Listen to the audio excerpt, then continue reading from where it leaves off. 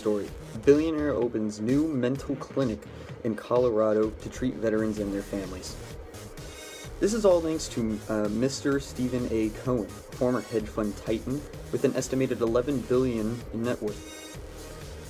In 2016, Mr. Cohen made a pledge to build a network of veterans clinics across the United States.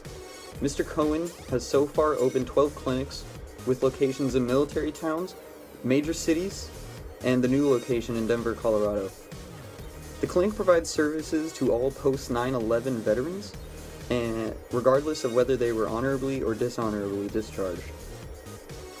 These clinics all provide and extend care to the families of these veterans and family friends.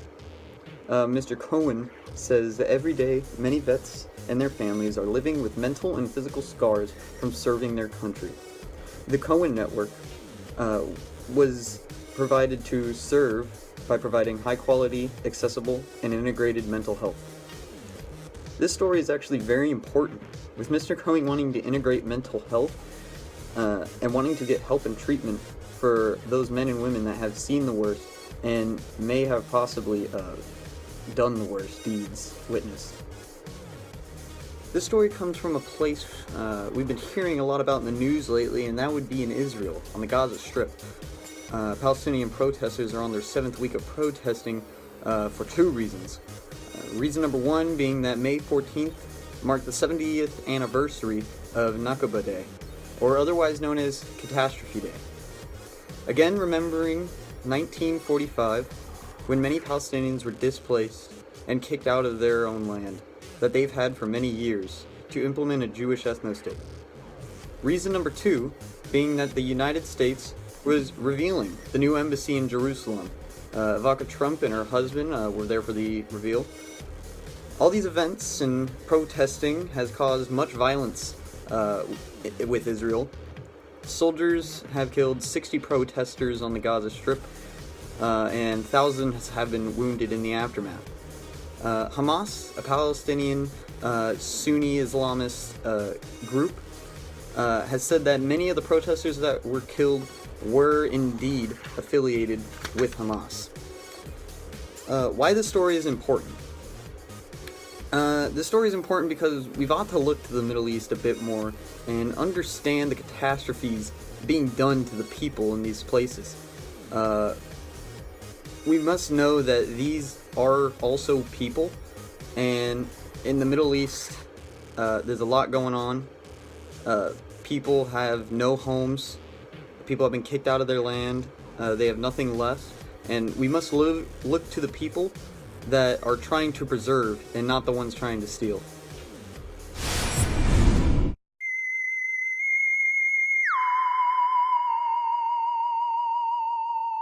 About our generation's Xanax problem.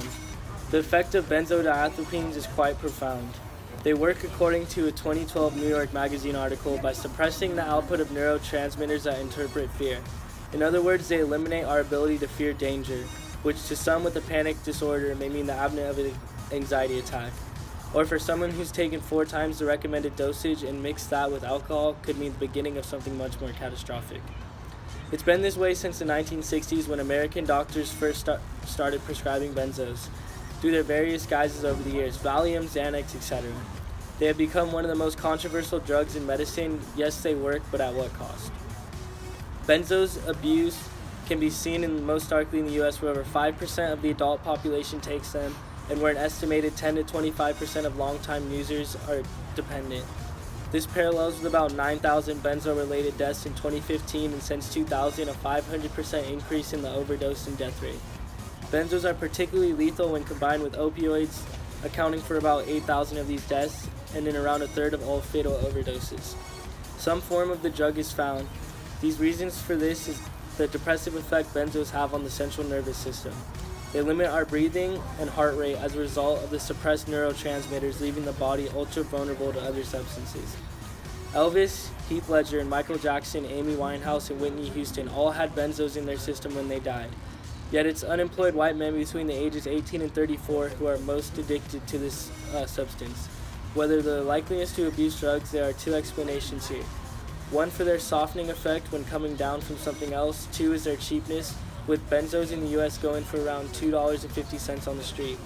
Up and down, people use benzos to help bring them down from all-nighters or whatever drugs they choose to put inside themselves. I feel like this is really bad for our society because kids can get hooked easily, it's cheap, and it's really like not costly at all. The fact that people are gonna abuse the pharmaceutical system and take these drugs recreationally is just idiotic to me. I feel like we have a much bigger problem on our hands than we think.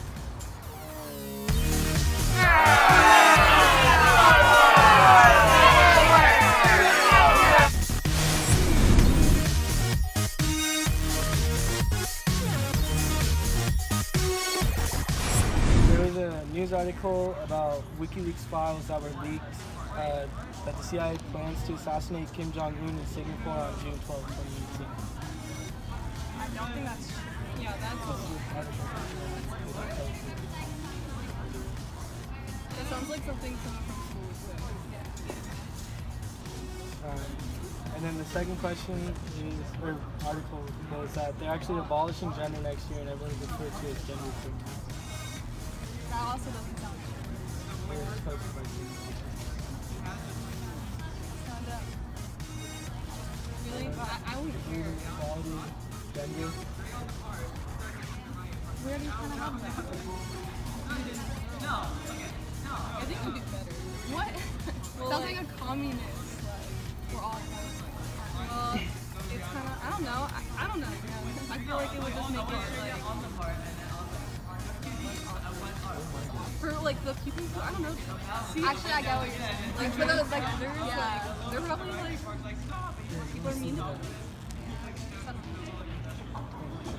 And then the last one was from Daily Wire, and it says the Democratic Party was found responsible for the Parkland shooting to push their anti-gun agenda, and David Hogg is a crisis actor.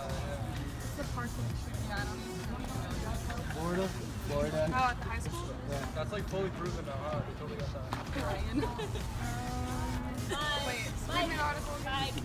The Democratic Party was found responsible for the Parkland shooting to push their anti-gun agenda, and David Hogg is a crisis actor. I think I know enough about that. How People say that how about does that other make you feel? I feel like I could see that being true. Like, are you like more pro-Democrat? Yeah. I don't really know how to react. You think David Hogg's a crisis actor? Oh yeah. Yeah, definitely. He is? Alright, that's good.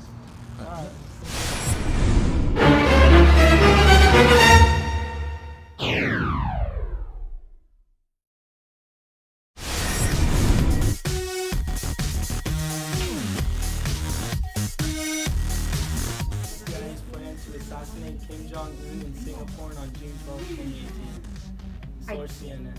I did not hear about that. How does that make you feel when the government's trying to do that, especially when it's brings peace?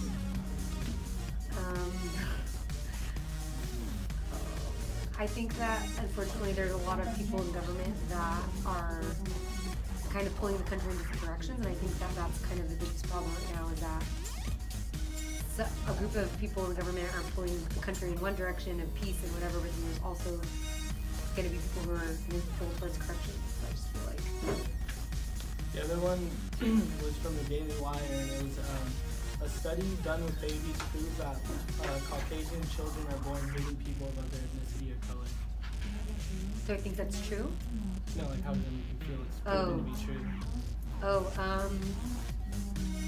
I don't really think that anybody can be born anything. I think that your environment and your like kind of how you are nurtured, that can affect how you treat other people and the perspective you carry.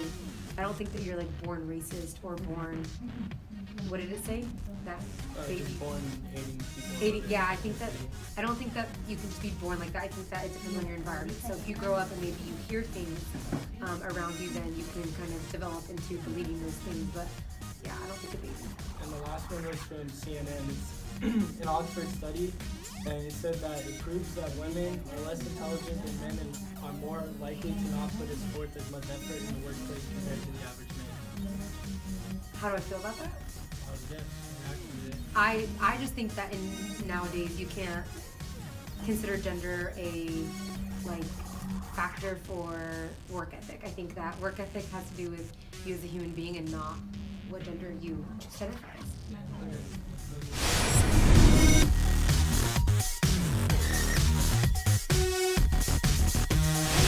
So, would you say that vaping is an epidemic at school, and if so, how often do you see people use it in the restrooms?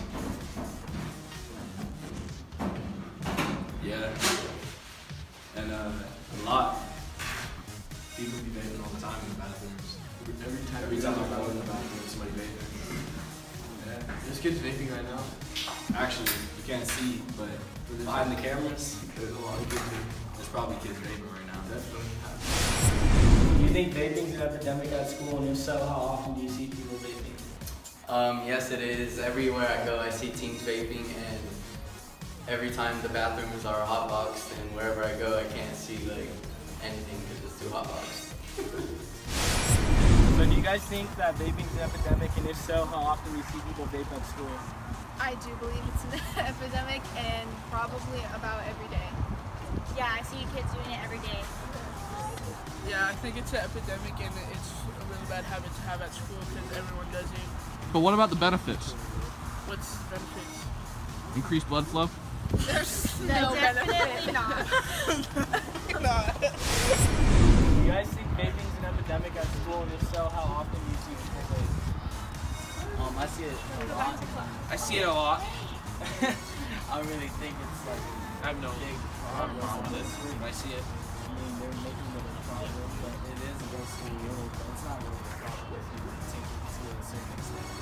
Alright, again with you guys, They're making do you think it's an epidemic, and if so, how often do you see it or hear about it? Yeah, like people are vaping it all the time. It's not an epidemic. They're making it a big deal. About to go vape. This thing right here is making it a big deal. Amen. Yeah, do you think vaping's an epidemic at school, and if so, how often do you see it? Oh, I think it is. It's a big problem. Definitely epidemic. Every day. How many kids have you actually caught using the device? Probably dozens. And why do you think it has a negative impact on the school? Well, for one thing, it's harmful to the user. It's very habit forming. It's addicting, and it creates a negative reputation for our school. Brings down the morale, I'd say, because kids don't like to go in the bathroom and others are vaping. So. Do you think kids spend more time in the restroom than in class using it? Well, I think there are certain kids who use the restroom a lot for vaping. Yeah, more than they're in class, probably. Do you think vaping's an epidemic at school, and if so, how often do you think kids are doing it? Kids are vaping every day. It's an epidemic. Something that happens all the time. It's a serious epidemic. Kids thinking it's cool to get jeweled out and nicked out. Let me tell you something, kids. It's freaking not, and we're coming for you. Do you think kids spend more time in the restrooms using the devices than they do in class? Only the bad kids that are vaping. Everybody else is in class grinding, looking stuff up. Ain't that right, Tanner? Yeah. You heard it here from Quentin Tanner. Do you think vaping's an epidemic at our school, and if so, how do you think it affects our students in school? Alright, I do think vaping is an epidemic in school. I didn't even realize it until just lately, and unfortunately, a student found some vaping paraphernalia in my class, so I had no idea that the problem was this widespread. And do I think it could be disruptive to their learning? Yes, absolutely. I mean, anything other than buckling down and getting your work done and getting the job done and being involved in school could be detrimental, and especially if it gets worse than it is, yeah, it could be terrible. So yeah, it's a problem. See, so she had paraphernalia in here that was involved with vapes and she didn't even know herself, so clearly it's an epidemic.